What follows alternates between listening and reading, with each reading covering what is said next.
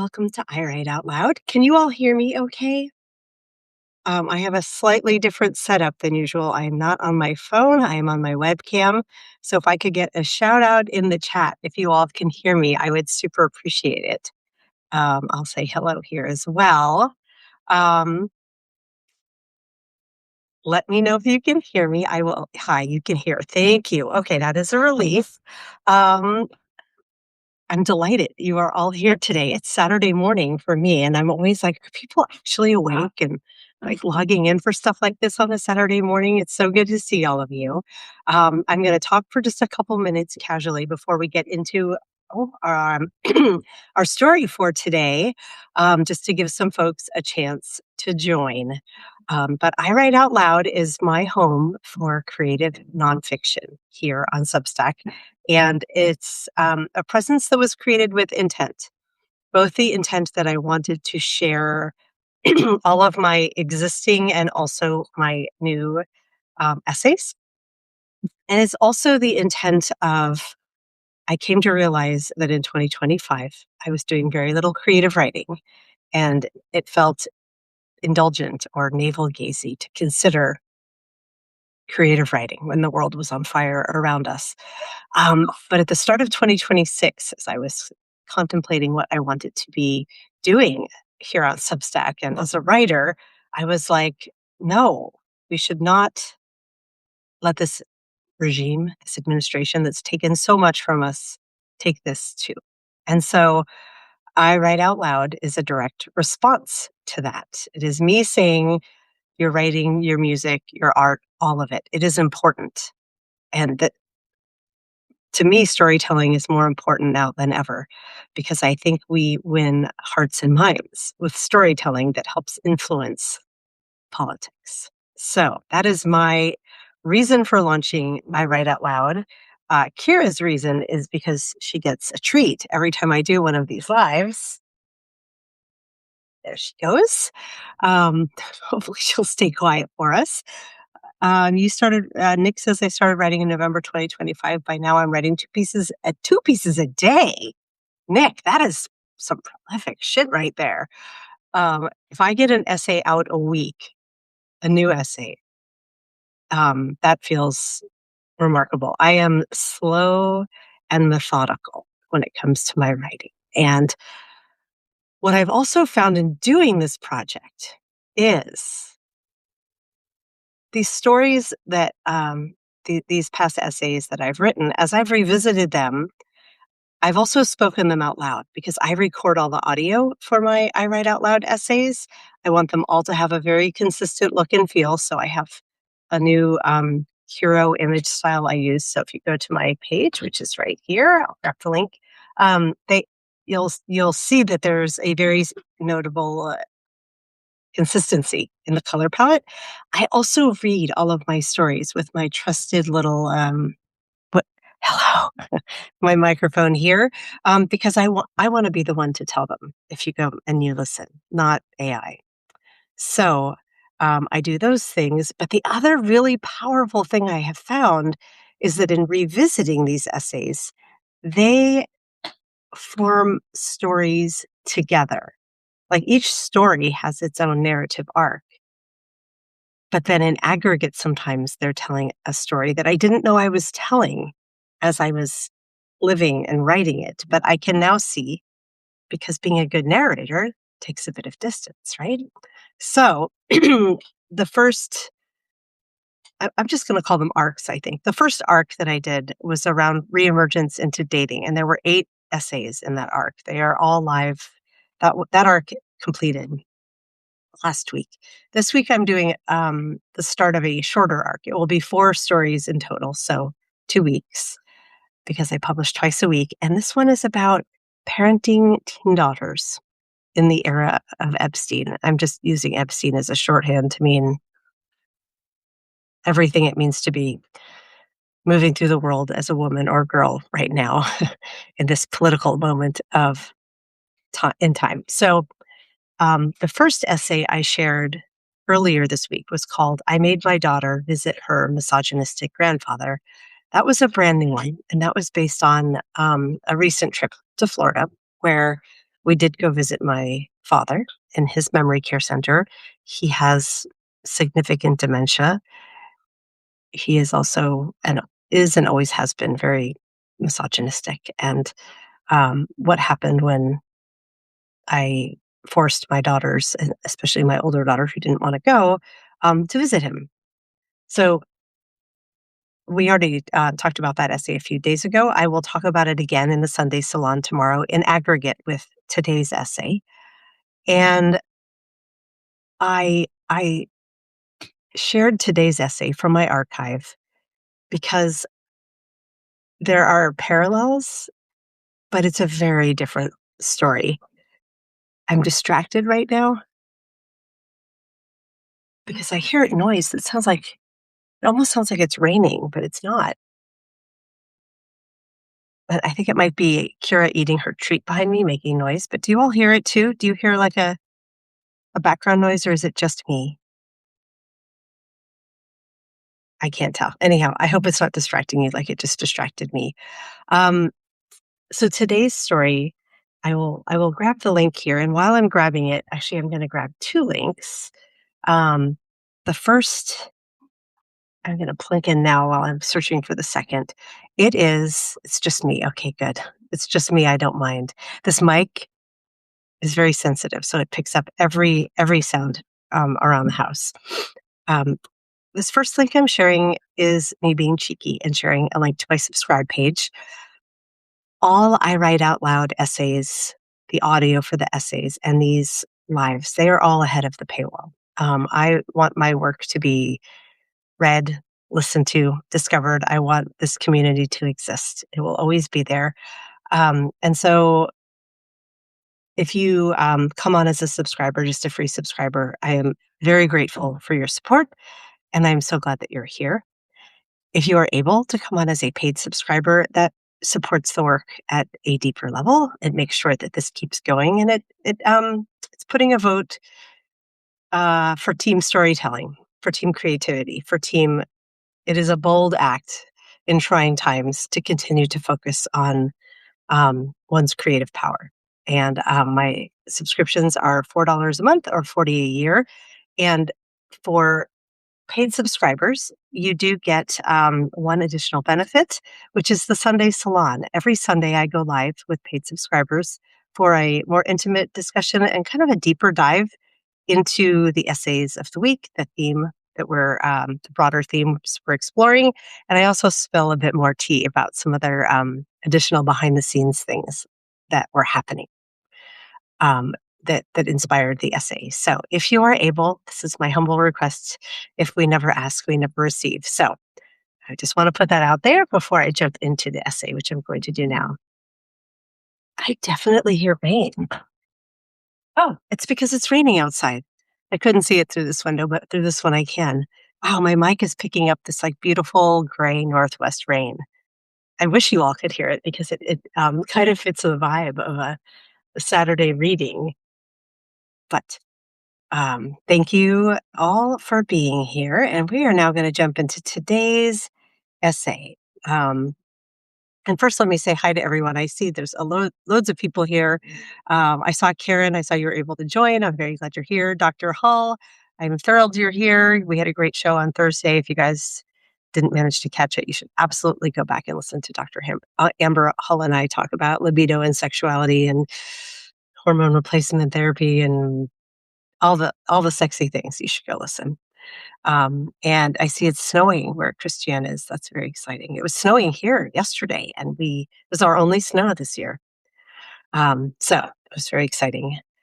And I'm going to jump right in now. So this is a story, and I published this a couple years ago. Let me scroll to the bottom because at the bottom of my essays, I always say when and where they originally published, if they are me sharing one from the archive. So this originally published on April 10th, 2024 on Medium, on pink hair and pronouns on Medium, which was my publication that focuses on parenting gender nonconforming kids. So about 2 years ago, almost to the day, April 10th. So I'm guessing we had gone to visit my father for midwinter break again in February, and this was the essay that came out of it. So at this time, my younger child was going through a gender exploration. That's the genesis story of pink hair and pronouns. And I will say it's not their focus any longer. They're returned to using she, her pronouns. The name change stuck, but I will use they, them probably mostly when I talk about them now, though I don't anymore. So if it shifts, that's why, just for some background. But at this point, they had changed their name. They were using they, them pronouns. And when they originally came out, it was as gender fluid. And then what that meant was that at any given time, their gender could have been different. They then went through some other explorations, non-binary being one of them. And when we went to visit my father that year, it was really important to them to talk to their grandfather about this. And I think part of it was because they knew from my stories that my father is a Trumpy Republican. One moment. I'm going to close the window so you can listen to this. Hang with me. One moment. I can keep talking, but oh, actually, you guys, that was snow coming down.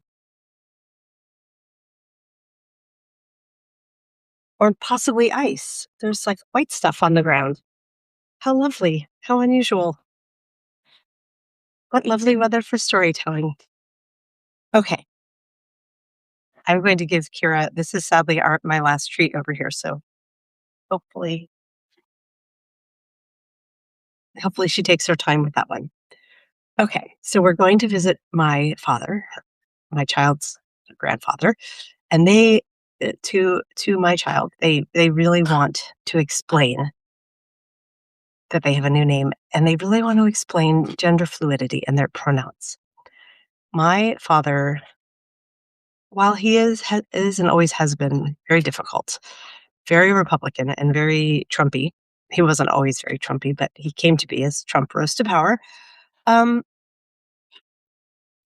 don't get the sense that he would have been cool with just bashing trans people. I think the gender thing would have just been more like, that's not a thing, and dismissive versus the kind of vitriol that many Trump Republicans come in with.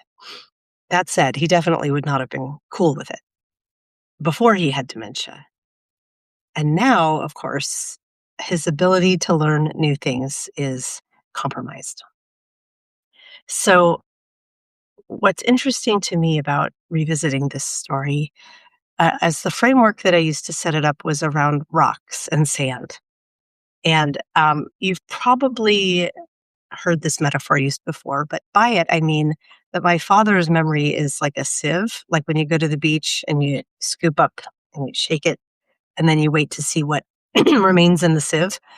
He isn't completely gone. He remembers things. He knows I'm his daughter. He knows I live in Seattle. He knows that those beautiful girls with me are my daughters, even as he may not always remember their names now.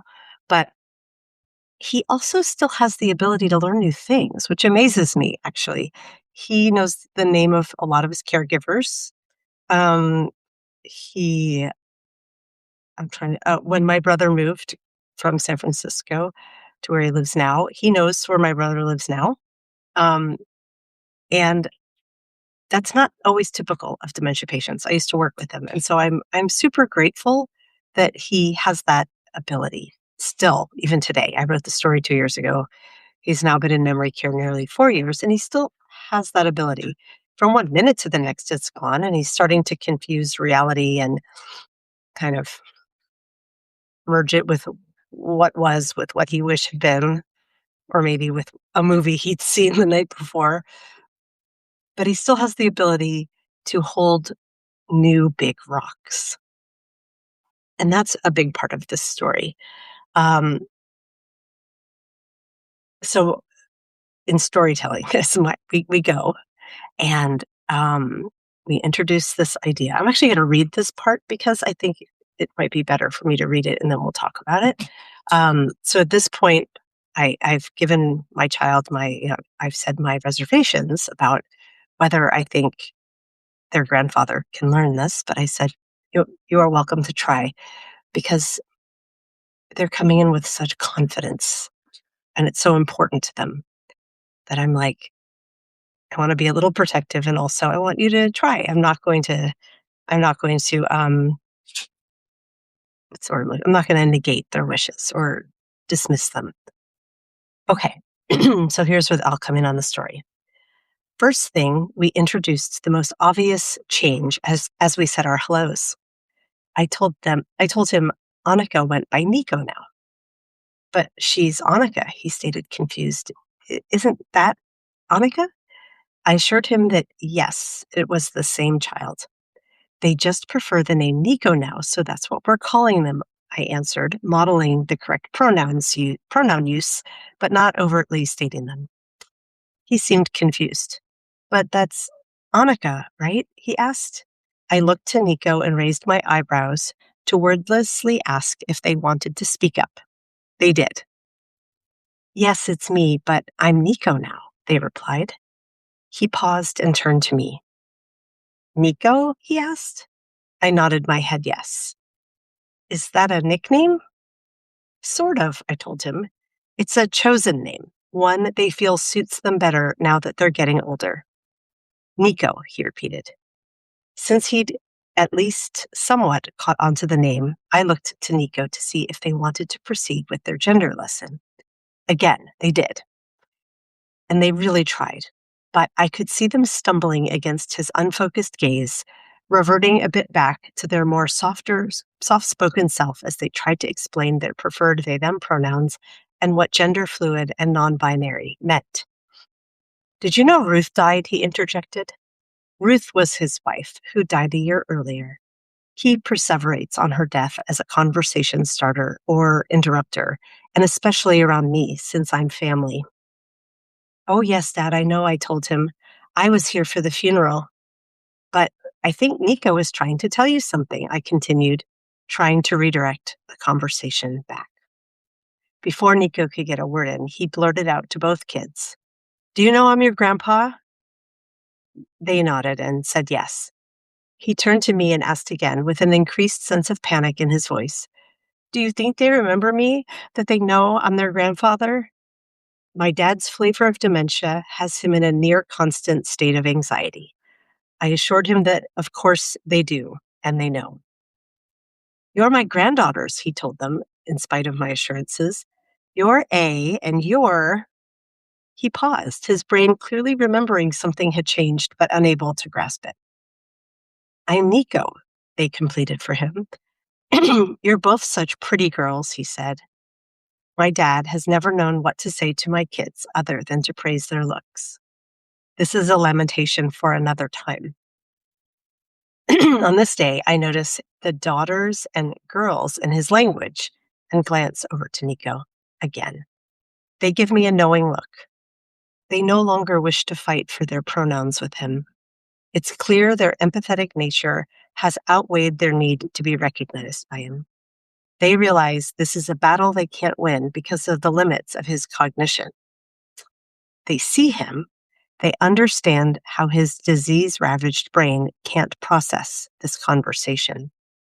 So instead, we muddle our way through small talk until it's time for his dinner and we go to leave. This time he's not upset by our leave-taking. The promise of forthcoming food can do that for him. Bye, A. Bye, Nico, he calls to them as we leave. Nico smiles. Their grandfather might not have learned new pronouns, nor did he grasp the continuum of gender identity. But they heard Nico. Their new name was a big enough rock that it stuck. To this day, it still does. In the end, I think Nico's educational talk went right in both directions. They each succeeded because in their own ways, they each saw each other. This is it's a pretty short essay, and so that takes it through to the end. And what I love about this essay is a lot of what I talk about and pink hair and pronouns and in general, is the idea of building resilience in my kids, for making them feel seen and also for them becoming stronger, more empathetic people. And I think this was just moving my mic a little closer because it seems a little quiet. This was just such an example of my child. There was something she really, really, they really, really wanted, and what they ended up getting was more important. They were heard. The name change ultimately happened, which is remarkable, but they saw that the rest of it was beyond their grandfather's comprehension, and they were able in real time to recognize that and to not need it. And to me, that was such a sweet moment um, for my child. So, I see. Please, I'm looking to the chat now to see if there are any questions, and it sounds like we've got some sick folks in the chat. And Laura, you're here today because of you and your care for me. I did go back to the doctor yesterday, and I do not have pneumonia. Excuse me, I say as I cough.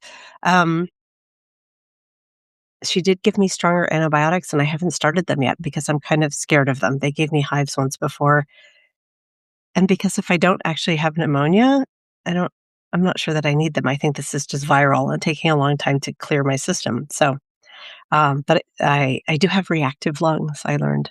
So you're a nurse, you probably know what that means. Um, I am sorry so many of us have been sick. Mine has been 2 weeks now of feeling pretty miserable. So I hope you all heal quickly. Um, so I'm looking here of yeah, Laura, no sleep, your fever's down. Well, good. Man, it sounds like you are getting walloped. Um, Tova, oh my gosh, hi, it's so nice to see you here. Um, I would say now is a great time if you have questions or thoughts about this essay. I would love for you to put them in the chat. But what's really um, interesting to me, if we're talking about the two essays in aggregate, is a lot of the themes that I talk about in the one from earlier this week about me forcing my daughter to visit her misogynistic grandfather, kind of the challenges of that situation of him calling them beautiful over and over and telling her she could be a model, and this sort of obsession with the way they looked. Um, it's here in this story from years ago, right? It was already all there. And I say in this essay from 2 years ago, that is a lament for another day, another essay. And it took 2 years, but that happened this week. It is a strange thing to review one's own work and be like, oh, I was a little bit prophetic. Um, and this trip, there was no resistance to going to see him. It's never fun. You know, we're not like, yay, let's go sit in a nursing home for an hour or two. My father is not a conversationalist. He never was. Um, you never know. He's kind of a wild card. You never quite know what he's going to say. But for this visit, um, there wasn't the resistance yet that I got 2 years later for the one that I described in the previous essay. Which let me put the link in here, just so you all have it, because there are a lot of folks here today. So I don't know if everyone has read this one. I think that the first essay, I made my daughter visit her misogynistic grandfather. It's a far more sophisticated essay. Um, I- as a writer, are our essays like our children, and we're not supposed to have favorites? I think it's okay to have favorites. This is one of my favorite ones I've ever written. The nuance in this one and the fact that there is still no answer is really interesting to me, and it was something really hard for me to face as both a writer and a parent. The second one I paired with it because obviously the parallels are there. It's 2 years later, it's the same visit, um, and it's still me wanting to impart lessons to my children about care and what we do for our family members. But this one, today's, is it's a far lighter read, and, it's just a case of my daughter coming and my child coming into their own, right? And if I look back over, several years it's been since they came out as gender fluid and have kind of gone through the journey, and right now at least are right back, you know, moving through the world in a girl body and being feminine. I think at least out here in Seattle, in the liberal blue bubble where I've chosen to raise my kids, there's space to do that still, even now.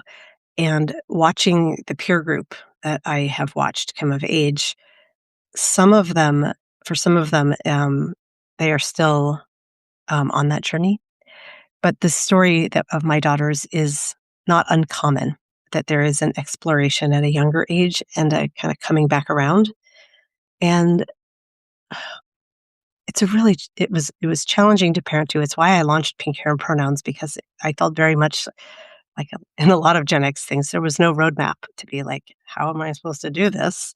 Um, and to me, giving space and room to explore, but with guardrails, is um, the way to teach these girls how to grow.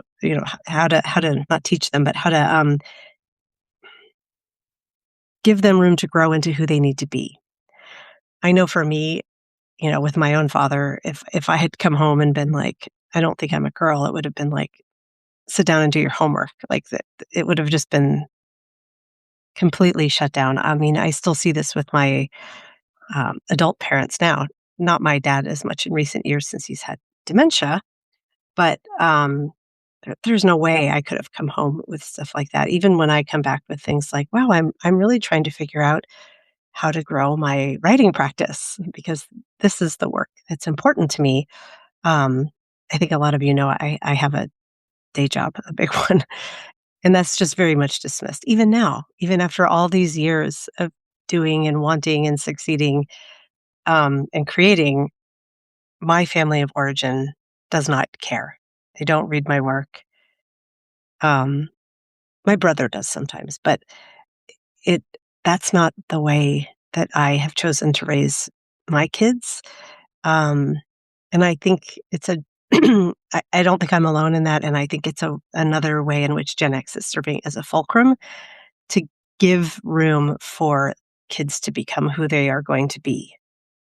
And I hope for most of us to also learn from them as they're learning who they're going to be. I would also like to think that in going through a gender journey, there is a sense of challenging gender norms, in that I hoped for this more before Trump v2, but that I hope will eventually move the world forward in ways that um, feminism has not yet. Like, um, I think all know I'm a card-carrying feminist killjoy, whatever you want to call it. But like, it's hold on, the cold.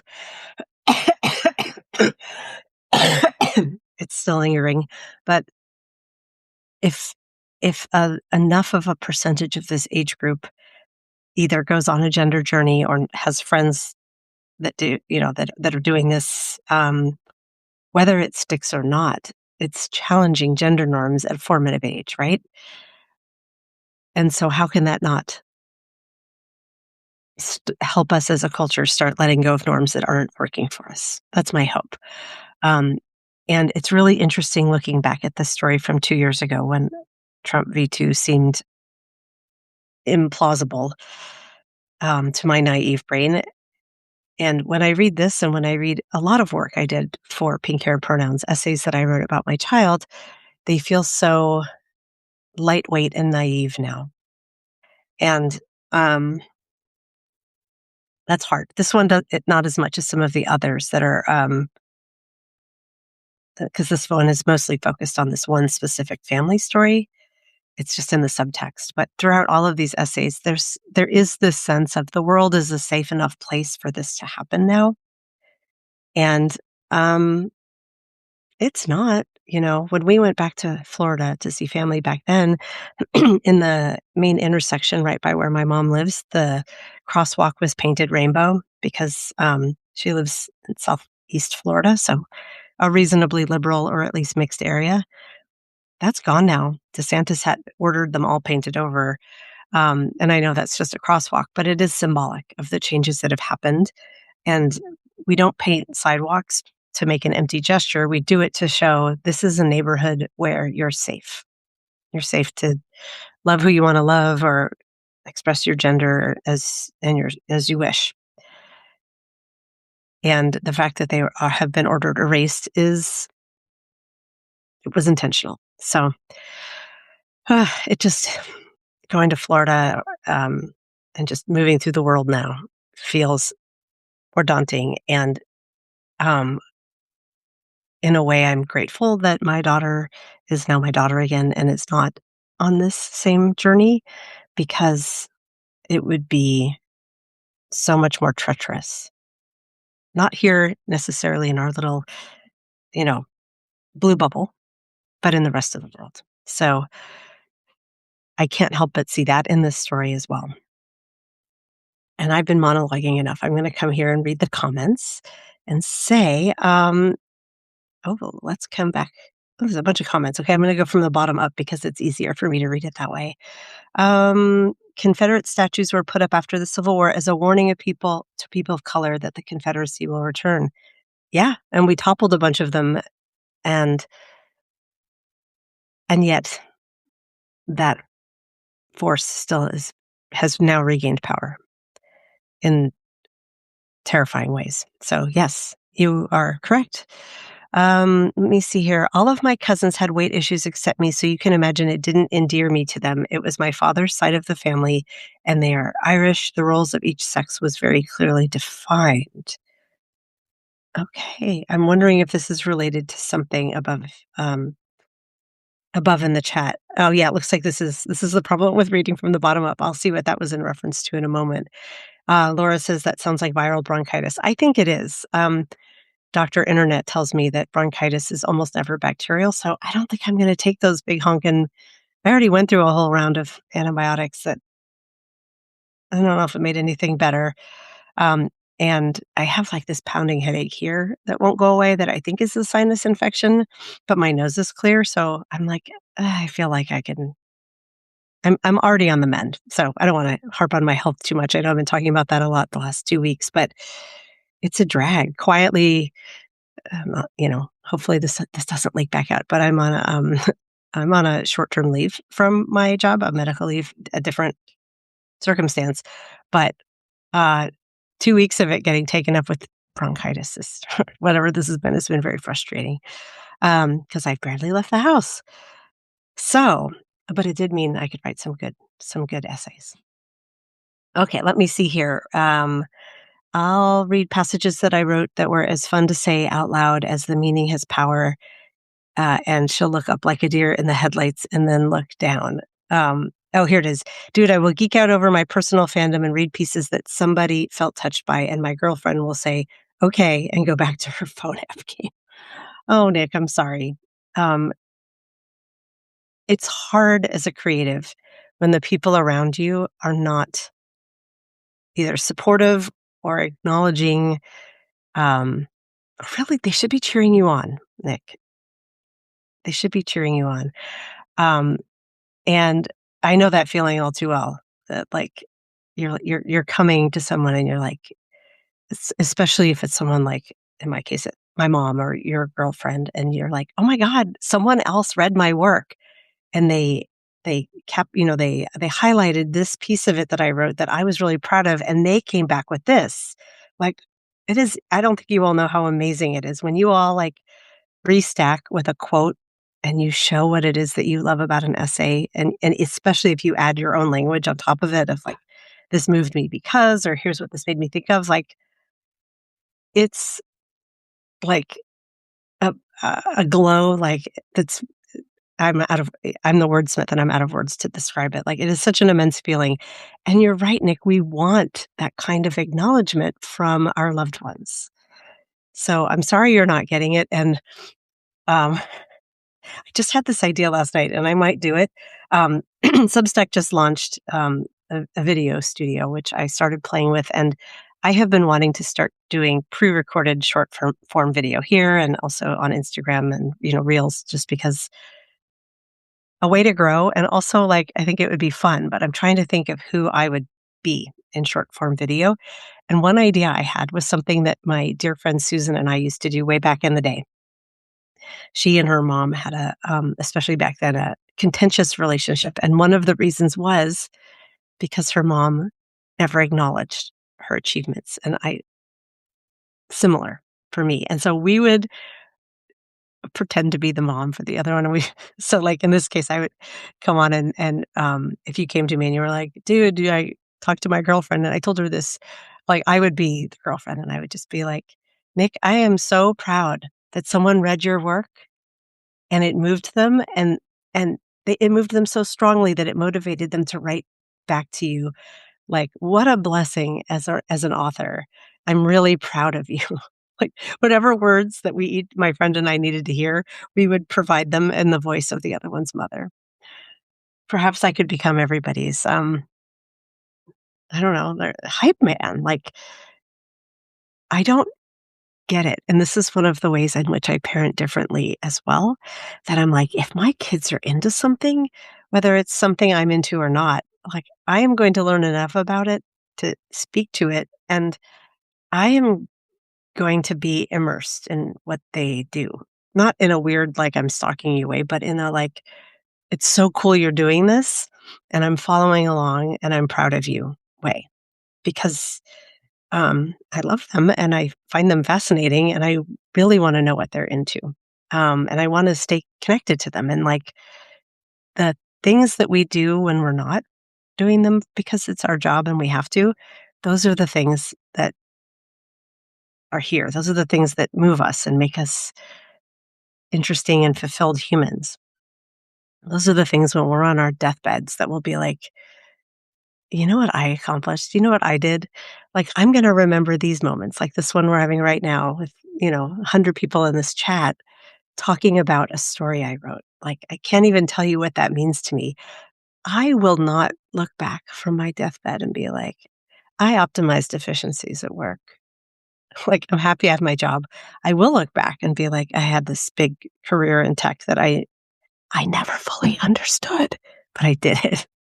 And I managed to keep my home, you know, afloat myself and, raise my daughters. Well, they have a great dad too, but he's in a different house.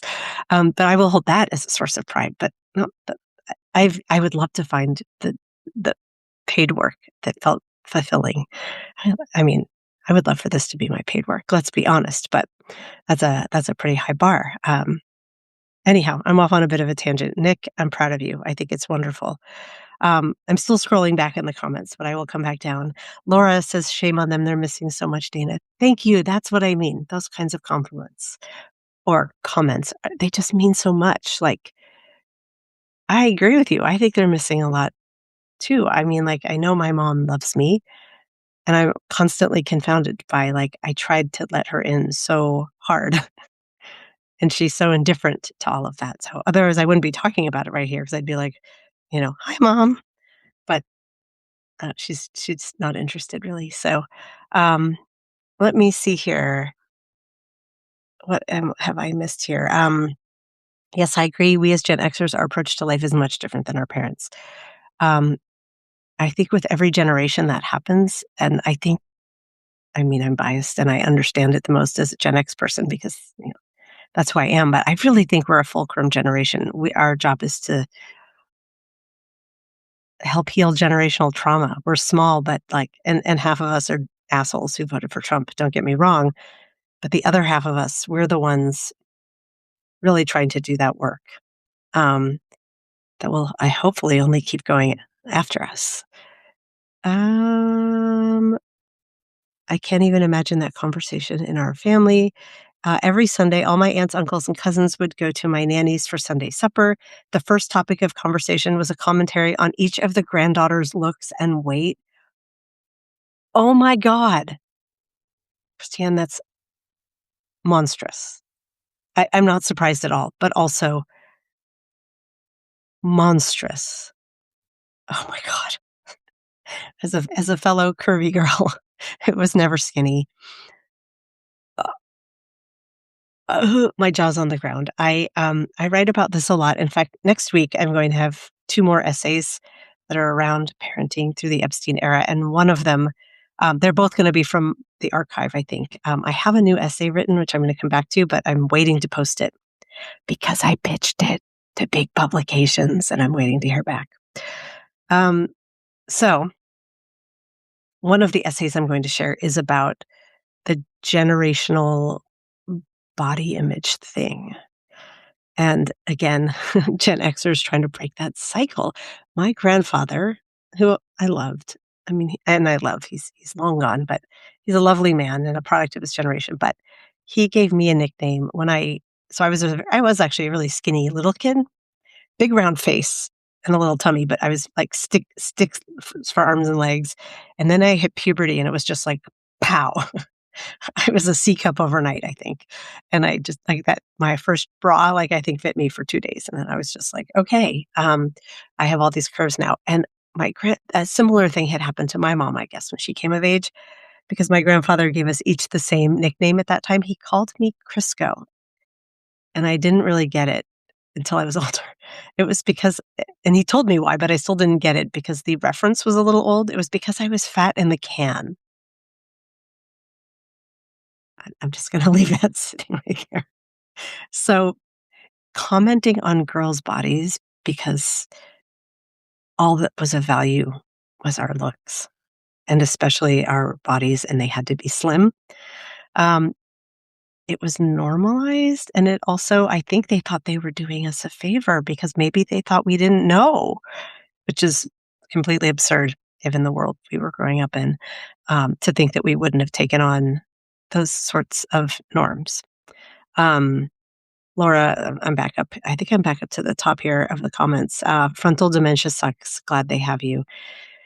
Yeah, fun fact about me is I trained, my first career was in speech pathology. So I studied all that stuff. I worked with patients with dementia, mostly stroke patients, traumatic brain injury, swallowing problems, all that kind of stuff.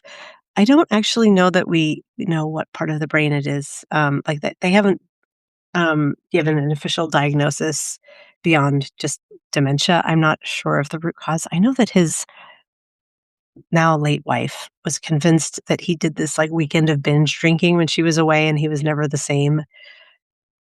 I don't know how reliable an informant she was, but whatever it is, it's not great. Yeah. It, I am I am very much hoping that it was the way he lived his life and not something I'm going to inherit. But if you start hearing me repeat myself and not make a lot of sense, please tell me. 'Cause it is now in my family history. Um, oh wait, Lynette, what I liked about the story too is that you changed in your essay to they, and I admit I was lost at first, but then I caught on that you were transitioning the reader to they them pronoun. Yeah. Um, when I am writing about a time when my child was using they them pronouns, I of course need to model it. And it is tricky as a writer. You need to use their name a little bit more in order to not get lost in pronoun usage, singular versus plural they. But just like in speech, it can become pretty obvious if you use names where you need to clarify. So thank you for noticing it. It was intentional. Um, and then it says, Lynette, that's incredible. That's one of the things that I do as a writer is to make gradual changes as roles and tenses change. I like to try to evolve the reader with the piece. I agree, Nick. I think that that is very, very cool. And I do love when we nerd out about writing here. That makes me so happy. Okay, I am trying to figure out.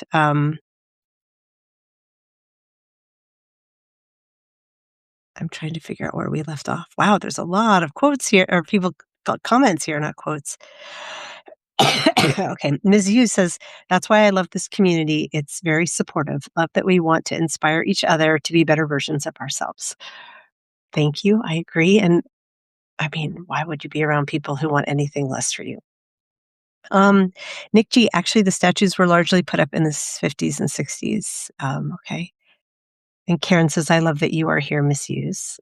Karen has just posted a memoir piece that's about her sister, and it's lovely, and you all should go read it.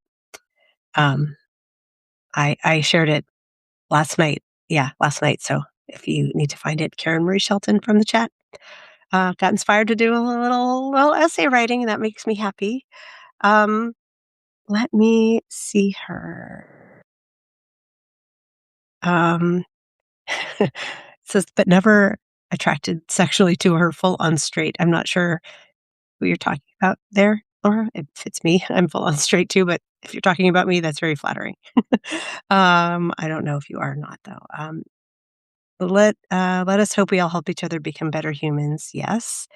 Um, Nick, let's see. I marvel at the fact that I was born a decade after the Fair Housing Act of 1968. People who grew up in the 60s and I have the same children born in the 80s, completely different lives. Yes. Yes, agreed. The opportunity gap between me and my mom of like what we were allowed to do when is astonishing because so many freedoms for women came as I was either right before I was born, like that one, or right after I was born. Um, like credit cards, like baby Dana could not have had a credit card because women couldn't have credit cards. Also because I was a baby. Let me see here. I showed my girlfriend the map of coverage where my subscriptions are from. I told her that this is the impact of my words outside this house. That's beautiful. I haven't looked at that. You can, Kat's asking, where do you see a map of your people? I need some professional help.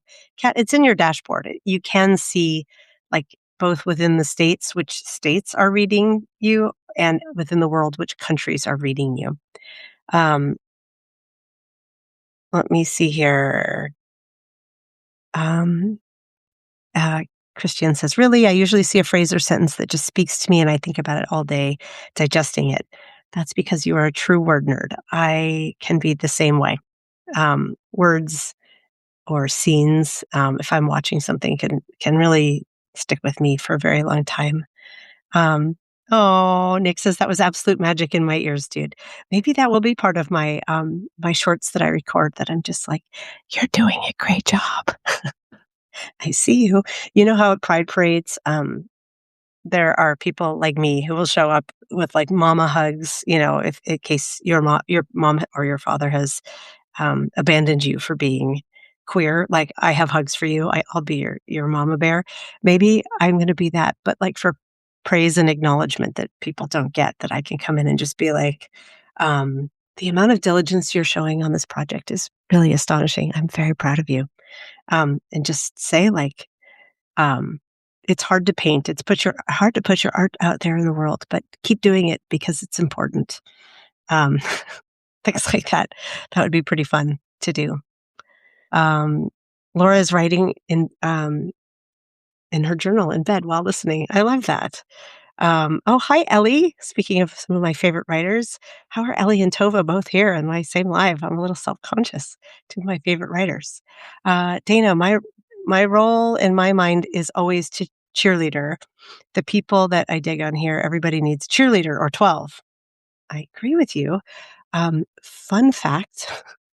Back in the day when I ran Three Imaginary Girls, my music website here in Seattle with my best friend Liz, we won the readers poll for Seattle Weekly for most valuable players in Seattle music, even though we were not musicians. But the headline called us Seattle's favorite cheerleaders. And it makes me laugh because we're like the opposite of the cheerleaders in high school, but we were championing a music scene that we helped to grow. And related, we are in early talks about writing a book about it. So see if I have that in me. Um, I'm dropping all kinds of tea today. Let's see here. Abso-fucking-lutely same. I want my son to know I'm supporting his dreams. Yes. I mean, I think the instinct from my parents is around like wanting, wanting me to do something practical and earn a living and blah blah blah blah blah. And maybe when I was younger, I could understand that. Although I was never like an artsy dreamer like that. But it's like y'all, I'm 55 years old. I've been working for over 30 years. I don't think that's the problem. That's not going to be a problem. I clearly know how to own my shit, right? Let's see. Let's see. I learned video games to connect with my son. Good on you. That is one thing. I remember opening Minecraft back in the day with my kids, and I have like no spatial skills. I am all verbal. I get lost really easily, and I opened Minecraft and I was just like, I don't understand where I am or how to move. So I applauded their world building, but I did not take part. So good on you for doing that. Christiane says, I'm not good at coming up with flowery phrase, etc. I'm too analytical. Well, we all have our skills. You don't have to come up with flowery phrases. It's also something that you can grow. If it's something you want to do, you can learn. So, um, yeah, if that's something you want to do, practice. That's always my advice. Let's see. Cat, yes, Nick is giving you instructions. Dashboard, stats, audience. That will tell you where in the states and in the world people are listening to you or reading you.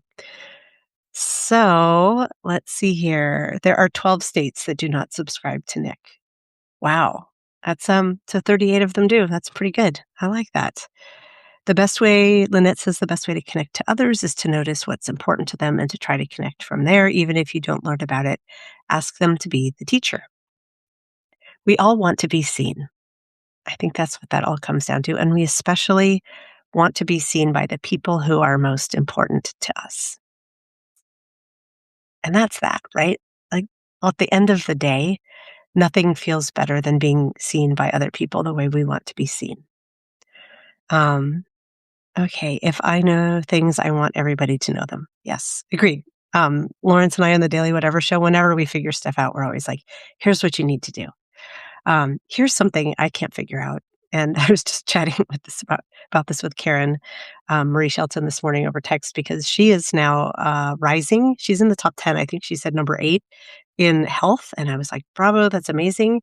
Like 8-10 months ago when I was getting up and started here, I did chart. I charted in parenting, rising, and in culture. But since I've started I Write Out Loud, I can't figure out why I can't crack the chart. I have to think it's because so many folks have come to Substack that it's now a very crowded field. But with the amount of growth that's happened, I'm baffled. So if anyone knows how to crack, like what the secret is that makes it more likely to get into the bestsellers, the recent bestsellers, help a lady out over here. I'm switching to this teacup because my traditional mug is now cold and it's making me sad. That's much better. It's hot. Okay. Let's see here. Nick says, I'm writing a piece on the patches for Greater Israel that the IDF are wearing. They are getting rewarded for terror and expansion. Oh, that sounds like a tough read, Nick. But yeah, share it when you have it because I would love to read it.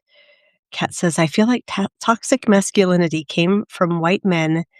You got a lot of success just from the spoils of World War II. So the men of the mid-generation, our dad made this toxic masculinity, if you ask me. There's probably a lot of truth to that it's a post-World War II response. And maybe that is what it is, that it's like the next generation down who weren't heroes because their war was the Vietnam War, and that was not such a glorious war. There's probably some truth in there, but it's certainly not my area of expertise, so I'm not sure what to say about that. Let's see here. 1/3 of American voters actually voted in the elections. Of that 1/3, half of those voters voted for Trump. Yeah.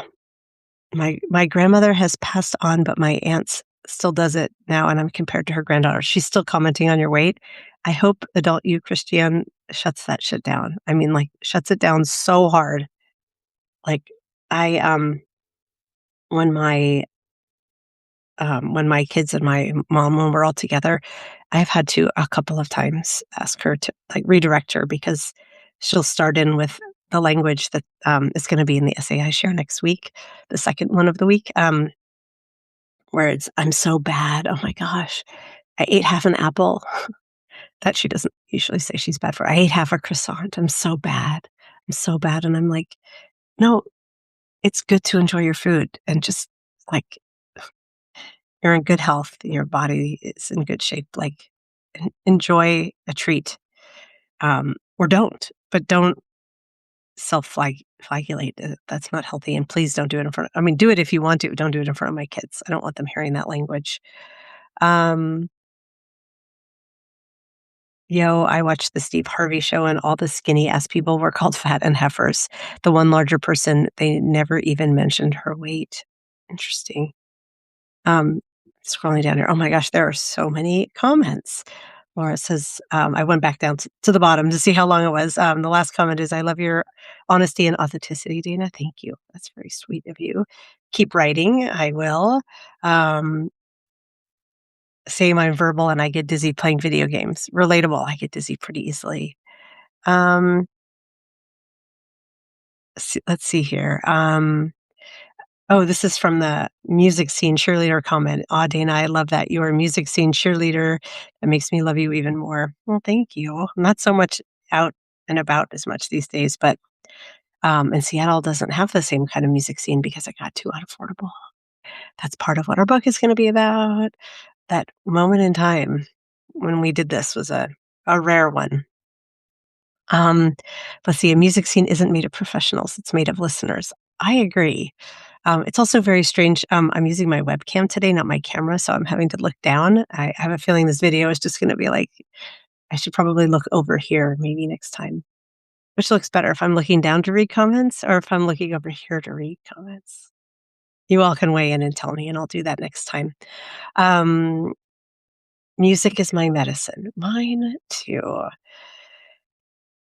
Let's see here. I was born in '68 and women were sincerely not expected to work. Yeah. My mother felt betrayed that the '50s fantasy of her being a housewife forever was shattered when my dad left her for his secretary and she had to work. Oh, that's the problem with being kept, is that it can go away, right? She wasn't allowed to have her own bank account until 1974. The norms changed really quickly. They did. And boy, is our current administration trying to roll them back. Um, all of you are inspiring. Thank you for being here. You are an inspiring crew. I agree. Lynette says, "I feel the whole food and weight thing is interesting because my grandparents always wanted me to eat because they went through the depression and remember farming and trying to help their city neighbors, and they saw skinny people as poor." That's totally different and understandable, right?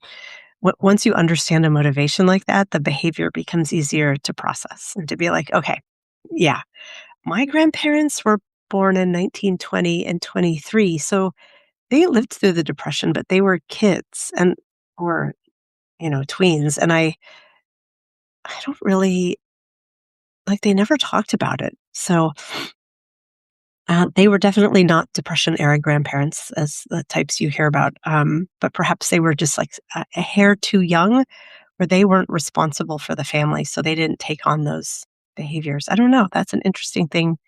I've been thinking about my grandparents lately because I unearthed these Polaroids from my uncle's bar mitzvah from, gosh, it must be like the early 60s, maybe. First of all, it's fascinating that their bar mitzvah pictures are just Polaroids. Like nowadays, you'd hire, for thousands of dollars, you hire a photographer, and blah, blah, blah, blah, blah. But the best part is my grandmother. She's in this like emerald green, stunning dress, and she's partying so hard. She's like, there's a picture of her, like, there's a band with a stand up bass player, and she's like messing, like playing on the bass with him. She's dancing and like having the time of her life. And I'm like, these photos, like, I see me in these photos. So, like, she's just being a complete weirdo. And I don't see a lot of me always in my family, or at least not that part of me. And seeing these photos of my like, younger than I am now grandmother, just made me so happy. But I don't have the story yet. Hearing all this, though, is making me think I should revisit and try to I would like to write something for them and for her especially. They were both lovely. Um, okay. Let me see here. Just concentrate on your truth and continue writing from your heart. Pam, that is excellent advice. You should all hear that advice. That is true. Um, we were very lucky to have the 90s music scene to grow up in. I feel lucky for sure. I lived in Austin then, Seattle, right when both those scenes were going off. So lucky. The thing that strikes me most about 90s and music, and looking back, two things. It's nothing to do with the essay, but just observations. One is lyrics. Like, songs were allowed to be so lyrically dense, like top 40 shit. Like, um, uh, oh my God, Third Eye Blind, Semi Charmed Life, like all the lyrics there. And Harvey Danger, Flagpole Sitta, like those are brainy lyrics. I'm a little biased because Harvey Danger is a local band here. I know those guys, but they hate that song because it was like their only top 40 one hit wonder thing. But the lyrics are really smart, and never before and never since have we had like an expectancy of like brainy lyrics in top 40 songs. The other thing is the women. That was really the first era where there were just these like badass women writing incredible music and having professional success doing it in aggregate. Everything from like the Lilith stuff, like Sarah McLachlan, kind of folksier, to the PJ Harveys and the Bjorks and the Tori Amoses. And it was what was really interesting, though, to compare it to what my kids are coming of age with, is you really had to seek out, like, you had to be listening to 120 minutes, right? You had to be seeking out the alternative artists mostly. Alanis Morissette was an exception, but like Liz Phair, was not a top 40 artist, but now they are. The Billie Eilishes and the Mitskis and the Ethel Caines, and like there's just so many of them, and they are front and center. Even Taylor Swift, they're like the front and center mainstream artists. So that's a really cool shift that I haven't written about yet, but I would like to. And I'd like to think it started with the 90s because really the women artists in the 90s were like fucking killer to come into adulthood with. Um, One of my grandfathers was raised in an orphanage and he would hide food under his bed. I was told that to finish everything on your plate, there are starving children. Yeah, now there are starving kids in the US. We don't have to say there's starving kids in China. Um, and I think most of us grew up and were like, that's not healthy eating behavior to force kids to eat everything on their plate.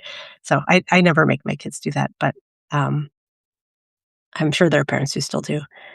Let me see here. I am 65 and have been married 40 years. Wow, a long time. Oh, at least until 2 years ago, and my husband's having an affair with a mutual acquaintance. Oh, I'm so sorry. Oh my God, who is a drunken barfly whore. That's a turn of phrase there. Um, he is a drunken barfly whore now too. Oh, Robin, I'm so sorry. He not only left me, but our 3 adult children too. Robin, I'm so sorry. I thought this was going to start as a happy story. I didn't read it first.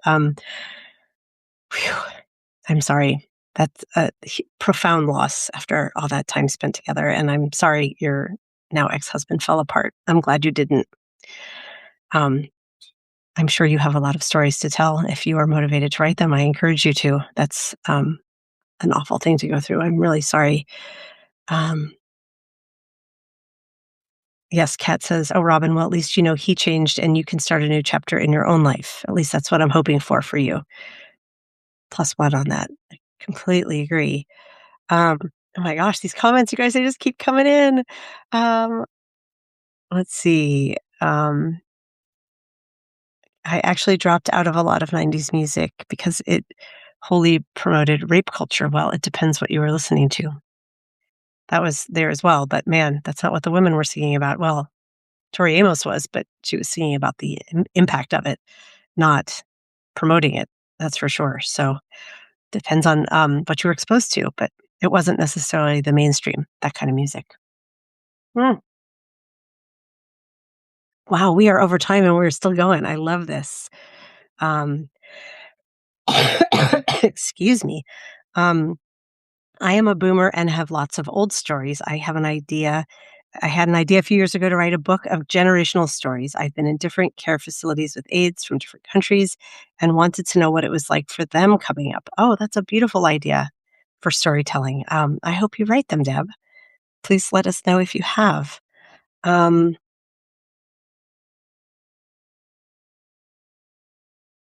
okay. Hold on. I'm going to move this over here. So, okay. I can see the way I'm not like looking down. I'm just changing views here. Linnea says, I forget what I was watching, but they were discussing the fact that top 40 is so repetitive now musically. Yeah, well, that was, why am I spacing on the name of the company? Clear? The one that's iHeart Music now, iHeart Radio now. Um, Radio consolidation, right? There's fewer voices that can get out. Um, so that is true. But there's also so many more ways to find music that radio is less relevant. So it's a double-sided there, right? Oh my gosh, look at all of these comments. Dottie says, don't be bitter, get even. Go on with your life. Be glad you're still young enough to rebuild your own self without him. I think this is talking back to you, Robin. Imagine if you had more time with him, but you didn't see what he really is. So sorry for your drama from a horrible person. I agree. Oh my gosh, Edie Brickell. That's a deep cut. I loved that record when it came out. Oh my gosh. I probably would still love it if I heard it again. I should listen to it. I'm not aware of too many things. We ask on the Daily Whatever show when we have a new guest join us, we always ask on their first visit what the most Gen X song of all time is. And no one has ever said What I Am by Edie Brickell and New Bohemians, but that might be it because only Gen X people are going to remember that song.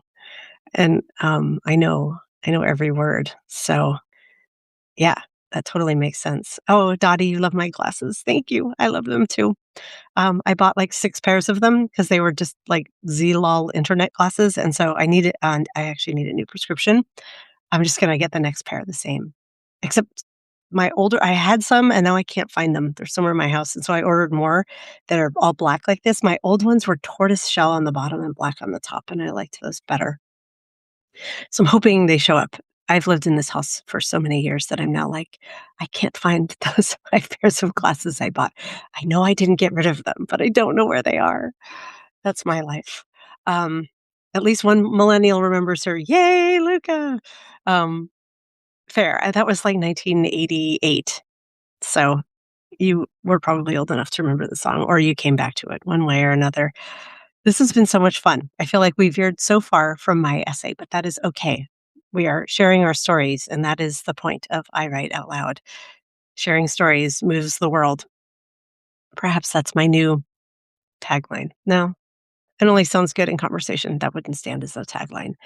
Tomorrow is the Sunday Salon. That is at 10 a.m. my time, so 1 p.m. East Coast time. That is my special behind the scenes live for paid subscribers. And we will talk about the 2 essays from this week. I have some broader cultural observations that I want to really get into. And a lot of them are around what one generation owes to the next, especially the first essay, really from this week, the one about, hold on, I got the title right over here. No, I don't have it up on this browser. The one about me forcing my children to go visit their misogynistic grandfather. I really want to talk about what it is we owe one another and where resistance or resilience rather hits complicity. It's going to be fascinating, I hope. I also have a bit of tea to spill, and I want to talk a little bit about the essays that are like a preview of what's coming next week. So I would love for you all to join me. If you are not yet a paid subscriber, I would welcome your support. If that is not for you right now, that is completely okay. I am just glad that you are here. And yeah. Oh, Robin, thank you. The 2 stories this week to I Write Out Loud are both about my child and their grandfather. But since you said their grandfather, I believe you mean the essay we were talking about specifically today around gender. I'm very glad that you enjoyed it. The essay right before that is not as happy of an essay, but it is I think, a powerful one, and um, it's a more lyrical one. And a more culturally challenging one. So I invite you to read that one as well. If you just go to my I Write Out Loud, Dana Dubois Writes landing page, you will see a grid of all of my recent stories. I wish that you could pick like show all because I think I've shared about 25 or 30 stories and I would like them all to show, but you only get up to 4 rows and it will only let me pick three for that. It won't let me even pick four. Thanks, Substack. Um, but I will be back tomorrow. I would love to see you all there. And yeah, until then, enjoy your Saturdays. May we all be well. I know a lot of us are sick. So here's hoping for health. Here's hoping for whatever it is you love doing in the world that you are able to do it some today and put some good and joy out there. So that is all. I love you all. Mean it. Thanks for joining me. Bye.